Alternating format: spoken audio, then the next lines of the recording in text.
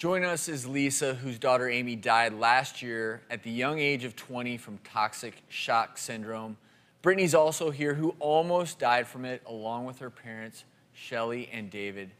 Thank you all so much for being here. And Lisa, let me start by saying that we are so very sorry for your loss. Thank you. And obviously we have you here for a reason, because when Amy first got sick, did you have any idea what was going on?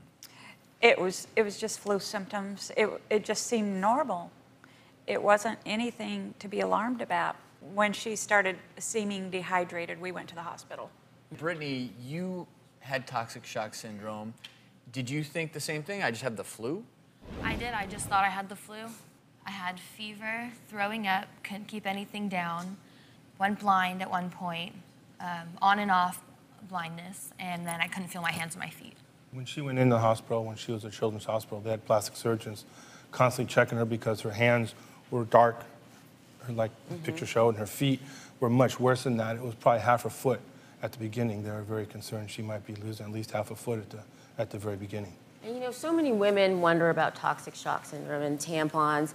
And toxic shock, anytime you have a retained object in the body, it can cause the bacteria that's on your body to get into your blood and cause a syndrome that can set up. It starts like a flu-like syndrome, but it can have other things, rashes, and then it affects your organs in a shock. Your body essentially goes into shock, right, Travis? Your vascular system literally collapses.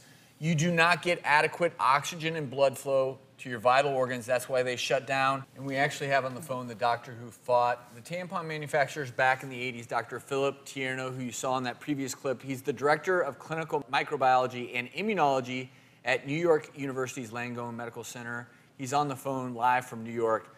So obviously, Dr. Tierno, we have families here who are trying to figure out, why are young women still getting toxic shock syndrome? What are your thoughts?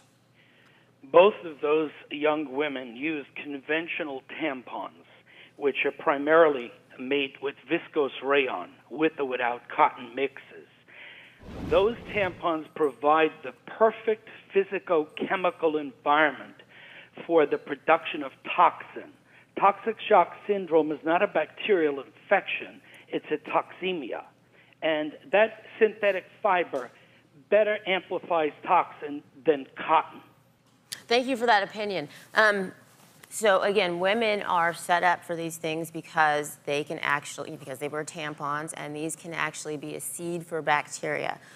A lot of times, some women can be more susceptible to these things because, you know, either they may have nicks or things like that that happen. I see women all the time who, unfortunately, will leave tampons in longer than the recommended 4 to 8 hours, you know, depending on the absorbency. In general, we know that toxic shock syndrome is extremely rare, and it's really unfortunate that it occurred, you know, to you and to your family. And again, our hearts go out to you. But for the majority of women, if worn properly, changed regularly, most people, not all, everything is not perfect. Contraceptions aren't perfect. Everything doesn't have 100%, but most people will be absolutely fine wearing tampons. Well, we are glad, Brittany, that you're here with us today. Lisa, thank you for being so brave and sharing your story with us. Dr. Tierno, thank you as well for joining us.